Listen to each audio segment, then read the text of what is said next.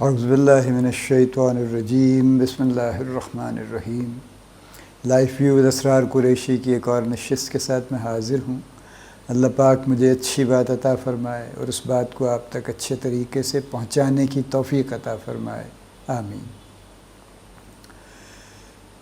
کچھ سال پہلے مجھے ایک آرٹیکل پڑھنے کا اتفاق ہوا ہارورڈ میں۔ اس میں ایک مووی کا ریفرنس تھا، پرانی مووی تھی۔ بہرحال اس وقت مجھے مووی دیکھنے کا اتفاق نہیں ہوا تھا، کیونکہ میں بہت بڑا کوئی مووی فین نہیں ہوں اس طرح سے۔ بہرحال اتفاقاً it so happened that I watch that movie also. Movie ہے کیسابلانکا۔ یہ 1942 میں بنی تھی ہالی ووڈ میں، بلیک اینڈ وائٹ مووی ہے۔ 1943 میں ریلیز ہوئی اور میں اس کی بیک گراؤنڈ پڑھ رہا تھا۔ تو وہ مووی جب بنی تھی تو بس کسی بہت بڑے پلان کے تحت نہیں بنی تھی، نہ یہ ایکسپیکٹڈ تھا کہ یہ بہت پاپولر ہوگی، لیکن سم ہاؤ اٹ ہیپنڈ کہ وہ مووی بہت پاپولر بھی ہوئی اور وہ آج تک بھی ریفر کی جاتی ہے اور وہ یاد کی جاتی ہے۔ اور جب وہ ریلیز ہوئی اور چلی تو آبویسلی مووی چلی بھی، اور اس کو 3 اکیڈمی ایوارڈ بھی ملے، یعنی بیسٹ پکچر کا بھی ملا، بیسٹ ڈائریکٹر کا بھی ملا، بیسٹ اسکرین پلے اڈیپٹیشن کا بھی ملا۔ یہ بیس تھی کسی ایک دوسرے پلاٹ پہ، یہ مووی بیس تھی ایکچولی۔ کیسابلانکا کی سٹوری یہ ہے، چند لفظوں میں آپ کو صرف زیادہ اس پہ میں وقت نہیں لگاؤں گا۔ سٹوری از ان کیسابلانکا، جو کہ شہر ہے موراکو کا، مراکش کا، اور اس زمانے کی بات ہے جب یہ فرینچ کالونی تھا، لیکن اس وقت پرٹیکولر اس ٹائم پہ، جس ٹائم سیٹنگ میں یہ مووی ہے، اس پہ نازی جرمن جو تھے وہ پہنچ چکے تھے، اور ایک ریزسٹنس چل رہی تھی between Nazis and the French colonialist. Local population was divided in between, اور چونکہ اس وقت یہ ایک ایسی ہب تھی جہاں پہ بہت ساری نیشنلٹیز کے لوگ پھر رہے تھے اور بہت کچھ چل رہا تھا، یعنی بڑی ہیپننگ پلیس تھی ایٹ دیٹ ٹائم۔ تو مووی میں جو بڑے ناموں نے کام کیا، ہمفرے بوگارٹ تھے اس میں، انگرڈ برگمین تھیں اس میں، جو 2 اپنے وقت کے بڑے لیجنڈری ہالی ووڈ کے ایکٹر ایکٹریس تھیں۔ اور جو ہمفرے بوگارٹ تھے ان کا کیریکٹر جو تھا، it was a typical American, جو کہ وہاں پہ ایک بار رن کر رہا تھا، کیفے رن کر رہا تھا۔ انگرڈ برگمین کسی زمانے میں ان کی جاننے والی تھیں، کسی پچھلے وقت میں، لیکن اس وقت وہ وہاں ایک دوسرے شخص کے ساتھ آئیں جو کہ فرینچ ریزسٹنس کا آدمی تھا اور نازیز کے خلاف کام کر رہا تھا، اور نازیز اس کو ڈھونڈ رہے تھے obviously. So finally there was a time when they had to run for their life and they wanted to go to Portugal، وہاں سے کسی طرح تاکہ وہاں فریڈم ان کو مل سکے، اور اگینسٹ واٹ ایور ان کی جو بھی خیالات تھے اس کے، جو امریکن تھے Humphrey Bogart, finally he helped both of them to flee. اور جو آخری سین ہے اس میں وہ ایک جرمن میجر کو مار کے، اور اس کے ایک جہاز ایئرپورٹ سے لے کے، اور یہ ایئرپورٹ پہ یہ واقعہ ہوتا ہے کہ وہ اس کو مارتے ہیں اور وہاں سے وہ جہاز اڑاتے ہیں اور نکل جاتے ہیں۔ And once they are out so they are out and they are free then. اور ایک اور اس میں فرینچ پولیس کا کیریکٹر ہے جو وہاں پہنچتا ہے، اور چونکہ اسے پتہ ہے کہ اسے کوئی کارروائی نہیں کرنی، ٹھیک ہے، چونکہ وہ بھی ملا ہوا ہے امریکن کے ساتھ، اور آبویسلی وہ جرمنس کے ساتھ تو بالکل نہیں ملا اور ان سے خوش بھی نہیں ہے، تو لہٰذا وہ ایک ڈائلاگ بولتا ہے جو بڑا ایک تاریخی ڈائلاگ بن گیا ہے۔ وہ اپنے اسسٹنٹ کو کہتا ہے کہ راؤنڈ اپ دی یوزول سسپیکٹس، ایک خاص لہجے میں نا، وچ از فرینچ انگلش کائنڈ، کہ راؤنڈ اپ دی یوزول سسپیکٹس، یہ کہہ کے وہ چلا جاتا ہے اور بس معاملہ۔ اب یہ یوزول سسپیکٹس جو ہے، یہ بڑی ایک this is the topic that I am talking to you about. یہ بڑی ایک عجیب سی بات ہے۔ امپلیکیشن یہ ہے، دیکھیے، کہ یوزول سسپیکٹس کو راؤنڈ اپ کرنے سے مراد یہ ہوتی ہے کہ آپ ایک کارروائی کریں گے جس میں لوگ بزی نظر آئیں گے اور ایسے لگے گا جیسے بڑی ایکٹیویٹی ہو رہی ہے، لیکن آپ کا انٹینٹ شروع سے یہ ہے کہ کچھ نہیں ہوگا، اس کا کوئی نتیجہ نہیں نکالا جائے گا۔ اب یہ بائی انٹینٹ اس طرح سے، یعنی جو اس فلم کا سین تھا وہ بائی انٹینٹ اس طرح سے ڈیزائن تھا کہ بس کارروائی کرنی ہے۔ تو 2-4 جو جیسے ہمارے پولیس تھانوں میں ہوتا ہے نا کہ بستہ الف اور بستہ بے کے لوگ آلریڈی رجسٹر کیے ہوتے ہیں، انہوں نے ان کی فہرستیں بنائی ہوتی ہیں، تو 8-10-20 لوگ پکڑ لائیں گے اور ان کو ادھر ادھر گفتگو کرا کے آخر میں چونکہ کچھ ثابت نہیں ہوگا تو کارروائی بھی ہو جائے گی، کاغذ بھی مکمل ہو جائے گی اور نتیجہ بھی نہیں نکلے گا۔ تو دس is the kind of intent جو کہ ہوتا ہے۔ اچھا، اب اس کو جب ہم ریلیٹ کرتے ہیں کارپوریٹ ورلڈ سے، ہمارا تو ظاہر ہے مینلی واسطہ اس سے رہتا ہے، تو یوزول سسپیکٹس کا پروگرام کارپوریٹس میں بہت ہے۔ دو طرح سے ہے. ایک تو بائی انٹینٹ ہے اور ایک بائی انٹینٹ نہیں ہے. یعنی جو بائی انٹینٹ ہے اس میں تو سینئر مینیجرز کی یا جو بھی دا پیپل اور پاورز ٹو بی ہیں جو بھی کسی بھی کارپوریٹ میں، وہ ایک کوئی بھی نیا پروجیکٹ، کوئی بھی نئی ایکٹیویٹی ڈیزائن ہی اس طرح سے کرتے ہیں کہ جہاں پہ ان کا انٹینٹ شروع سے یہ ہوتا ہے کہ صرف کارروائی ہوگی اور ایکچولی اس سے کچھ نتیجہ نہیں نکالنا. تو وہ اسی طرح سے ٹیمز ترتیب دیں گے، اسی طرح سے اس پروگرام کو ڈیزائن کریں گے، اسی طرح سے اس کو لے کے چلیں گے. اور ان دی اینڈ جو بھی 2-4-6 مہینے جو بھی اس کا ٹائم فریم ہے، اس کے بعد وہ پروجیکٹ میں سے یہ نتیجہ نکل آئے گا کہ اٹس ناٹ ورتھ ڈوئنگ اور پروجیکٹ فوت ہو جائے گا. یہ تو ہے بائی انٹینٹ. اس کی کئی ایگزامپلز آپ دیکھ سکتے ہیں. جیسے فرض کیجئے میرا ریفرنس بہرحال ہمیشہ فارماسیوٹیکل ہی ہوتا ہے جو میری کور انڈسٹری ہے. فرض کیجئے کوئی ایک سیلز کا پروجیکٹ ہے یا کوئی ایک نیا سیگمنٹ اوپن کرنے کا پروجیکٹ ہے. اب اگر تو جو بھی صاحب ہیں جو ایکچولی ہیڈ کر رہے ہیں مارکیٹنگ یا سیلز کو، اگر ان کا انٹینٹ یہ ہے کہ وہ انٹرسٹڈ نہیں ہے اس سائٹ پہ جانے میں، اس ڈائریکشن میں جانے پہ، لیکن وہ انکار بھی نہیں کرنا چاہتے because that will lead to confrontation, تو وہ ایونٹس کو ترتیب ہی اس طرح سے دیں گے. وہ 2-4 لوگوں کی ایک ٹیم بنا دیں گے، ان کو ذمے کچھ کام لگا دیں گے اور اس میں سے اسی طرح سے کچھ چیزیں ڈیولپ کروائیں گے، جس کے بعد یہ نتیجہ نکلے گا کہ اس سیگمنٹ میں جانے کا کوئی فائدہ نہیں. اور یہ نتیجہ جب نکل آئے گا تو ظاہر ہے جنہوں نے یہ بات ریز کی تھی یا انیشیٹ کی تھی ان کے پاس کوئی خاص آپشن نہیں ہوگی سوائے اس کے کہ وہ اس کو ابینڈن کرتے ہیں. اور یہی چونکہ انٹینٹ ہے لہذا وہ پورا ہو جاتا ہے. سو ایک تو شکل یہ ہے انٹینٹ کے ساتھ راؤنڈنگ اپ دی یوزول سسپیکٹس، کہ جس میں شروع سے یہ پتہ ہے اور یہ ارادہ ہے کہ یہ کام نہیں کرنا. دوسرا ہے جہاں پہ یہ ارادہ نہیں ہے لیکن انفارچونیٹلی رزلٹ یہی ہے. اس کی ایک اور ایگزامپل دیکھ لیجئے. لیٹس سے کسی بھی ایک کارپوریٹ میں ایک نیا پروجیکٹ شروع ہونے والا ہے. لیٹس سے فار ایگزامپل ایک کارپوریٹ ڈیسائیڈ کرتا ہے، ہم اسپیسیفک بات کر لیتے ہیں کہ جی ہمیں چونکہ ہمارا سائز اب بڑا ہو گیا ہے تو ہم مینول کام تو اب نہیں کر سکتے. اور اگر آپ غور کیجئے تو جتنے بھی لوگ ایم ایس آفس یوز کرتے ہیں وہ ورڈ پہ تو کم کام کرتے ہیں، جس پہ بھی کرتے ہیں، یعنی موسٹلی ایکسل پہ کام کیا جاتا ہے آفیسز میں، جہاں پہ اکاؤنٹس بھی اس کو یوز کر رہا ہے اور بھی بہت سے ڈپارٹمنٹ.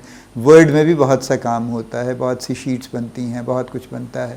کبھی کبھی پاور پوائنٹ پہ بھی کام ہوتا ہے، پریزنٹیشن بنتی ہیں، شیئر ہوتی ہیں، پریزنٹ ہوتی ہیں. یہ it is no different from manual work. صرف فرق یہ ہے کہ آپ ہاتھ سے لکھنے کی بجائے آپ کی بورڈ سے لکھ رہے ہیں، بس اتنا سا فرق ہے. اس سے زیادہ کچھ فرق نہیں ہے، باقی سارا کچھ وہی ہے، جیسے جو تھا وہی ہے، اسی طرح سے چل رہا ہے. تو it is as good as manual work. جو ٹرو سینس میں ڈیجیٹائزیشن ہے، یہ کسی حد تک اگر آپ اس کو یعنی کہتے ہیں کہ جی ہم ڈیجیٹائز کرنا چاہتے ہیں ورکنگ کو، تو اس کا مطلب یہ ہوتا ہے کہ آپ اپنے لیے کوئی سافٹ ویئر لگائیں گے، جس کو آج کل ERP کہا جاتا ہے، انٹرپرائز ریسورس پلاننگ. اس میں جو بھی SAP اویلیبل ہے، اوریکل اویلیبل ہے، مائکروسافٹ کا بھی پروگرام اویلیبل ہے. تو پھر آپ وہ والا سافٹ ویئر آپ لگائیں گے، مختلف ڈپارٹمنٹس میں مختلف ماڈیولز یوز کریں گے اور وہ انٹر کنیکٹ ہوں گے اور فائنلی ایک جگہ کنیکٹ ہوں گے اور رپورٹس نکلیں گی اور مینجمنٹ ان پہ فیصلہ کرنے کے قابل ہوگی. تو لیٹ سے یہ میرے ہوتے ہوئے، چونکہ کچھ آرگنائزیشنز میں تو میرے ہوتے ہوئے بھی ہوا، یہ فیصلہ ہوا اور اس کے بعد اس کی امپلیمنٹیشن ہوئی کہ ہم جناب ایک ERP لگائیں گے. اب وہ ERP لگانے کے لیے چونکہ بہرحال ایک یہ ذرا ایسا ٹاسک ہے جس میں پوری کمپنی کو انوالو ہونا ہے اور بہت گراس روٹ تک سب لوگوں کو انوالو ہونا ہے. تو اب آپ یہ تو نہیں کر سکتے کہ آپ 500 لوگوں کو اس میں انوالو کر لیں. تو یہ start with a core team, اور اس کور ٹیم میں آبویسلی فائنانس ہوگا، اس میں IT ہوگا، اس میں جو فنکشنل ہیڈز ہیں وہ بھی ہوں گے، اس کے اندر HR بھی ہوگا، پروڈکشن بھی ہوگی. جو ماڈیولز آپ لگانا چاہتے ہیں، سب لگانا چاہتے ہیں تو سبھی فنکشنل ہیڈز اس میں آئیں گے.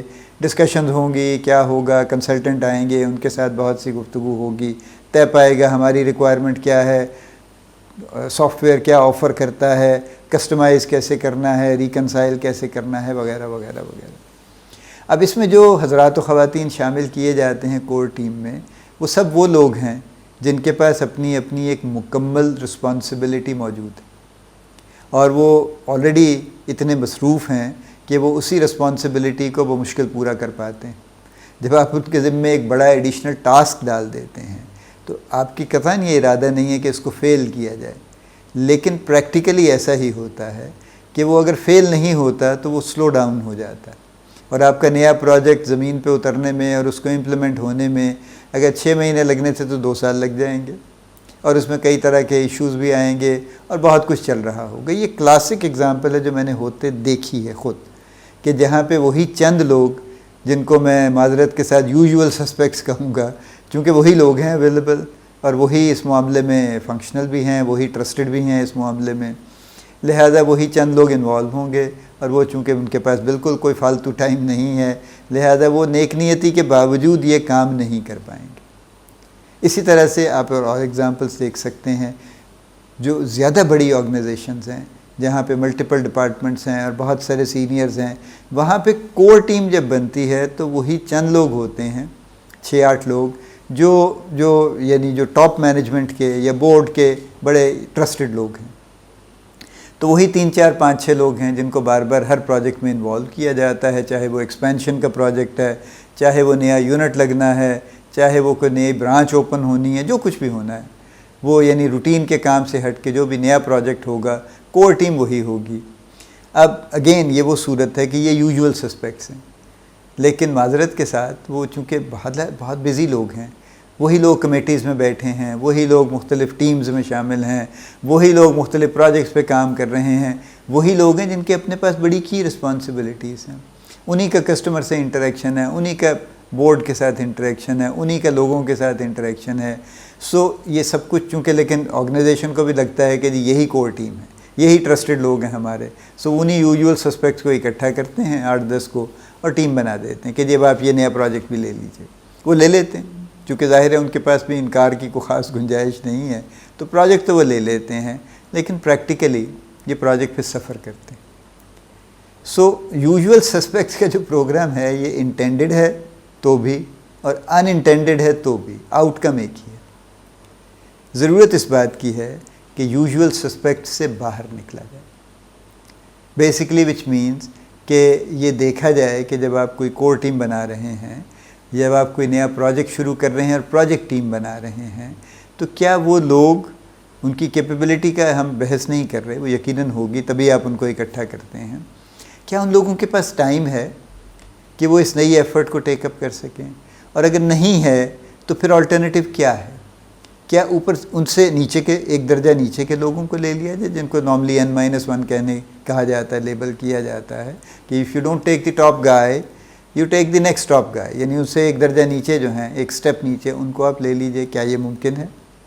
اگر یہ بھی ممکن نہیں ہے فرض کیجئے، اور تو کیا آپ ایک ایڈیشنل پروجیکٹ ٹیم ہائر کر سکتے ہیں 6 مہینے کے لیے، 3 مہینے کے لیے، what ever your project requirement is, اور if the project is big enough involving millions of rupees, so it is worth it کہ آپ کچھ پیسے ایڈیشنل خرچ کر کے پروجیکٹ ٹیم الگ سے بنا دیجئے، تاکہ جو آپ کے روٹین کے کام ہیں وہ بھی سفر نہ کریں اور جو نیا کام ہے وہ بھی ہو جائے۔ ورنہ اس سارے معاملے میں جو روٹین کے کام ہیں وہ بھی سفر کرتے ہیں اور جو نیا کام ہے وہ تو سفر کرتا ہی کرتا ہے۔ سو یہ ہے یوزول سسپیکٹس کا معاملہ۔ یہ بات لائٹر وے میں شروع ہوئی تھی، لیکن it's a serious matter in corporate working actually, کہ کارپوریٹس میں یوزول سسپیکٹس آپ اپنے آس پاس دیکھ لیجئے گا، پچھلے 2-4 سال کی ہسٹری دیکھ لیجئے گا اپنی آرگنائزیشنز کی، آپ یو کین آئیڈینٹیفائی کہ یہ لوگ ہیں جو یوزول سسپیکٹس ہیں، جو ہر نئی ذمہ داری، ہر نیا پروجیکٹ، ہر نیا کام ان کے ذمہ آ لگتا ہے۔ میں خود بھی ذاتی طور پہ یوزول سسپیکٹس میں شامل رہا ہوں، ابھی بھی ہوں، اور مجھے اندازہ ہے کہ کس طرح سے چیزوں کو مینیج کرنے کی ضرورت پڑتی ہے، جو کافی ٹف ہو جاتا ہے اور بہت سے لوگ نہیں کر پاتے۔ دیکھیے انہیرنٹلی ہر شخص اتنا آرگنائز نہیں ہے، چاہے وہ سینئر بھی ہو جائے۔ بہرحال وہ پرسنل کیپیسٹیز، کیپیبلٹیز ایک پورا الگ ٹاپک ہے، کوئی ضروری نہیں ہے کہ گریڈ چینج ہونے سے کیپیبلٹی بڑھ جائے گی، آٹومیٹیکلی نہیں بڑھتی، اس کو بڑھانا پڑتا ہے کوشش کر کے، یا کیپیسٹی بڑھ جائے گی، وہ بھی نہیں بڑھتی خود بخود، اس کو بھی بڑھانا پڑتا ہے، اور یا اس میں آرگنائزیشن کچھ پچ ان کرے اور اس میں کچھ سپورٹ کرے، یا جو شخص اس پروسیس سے گزر رہا ہے وہ اپنے لیے کوئی تلاش کرے جس کی وجہ سے وہ اپنے آپ کو کسی نہ کسی طرح سے اپ گریڈ کر سکے to take up the new responsibilities, جو نہیں ہوتا موسٹ کیسز میں۔ تو لہٰذا تمام تک نیک نیتی اور نیک ارادوں اور اچھی خواہشات کے باوجود کام نہیں ہوتے۔ تو اگر آپ یہ چاہتے ہیں کہ آپ کے نئے پروجیکٹ خاص طور پر وقت پہ ہو جائیں اور اچھے ہو جائیں اور واقعی جو آپ آؤٹ کم ان سے چاہتے ہیں وہ آپ کو مل جائے، تو بہتر یہی ہے کہ یوزول سسپیکٹس پہ رلائی مت کیجیے اور آلٹرنیٹیوز ڈھونڈیے، بہتر آلٹرنیٹیوز ڈھونڈیے جو ان سے زیادہ بہتر یہ کام کر کے دے سکیں۔ اللہ پاک آپ کو بڑی کامیابیاں عطا فرمائے، اللہ پاک آپ کا حامی و ناصر ہو، ہم سب کا حامی و ناصر ہو، آمین۔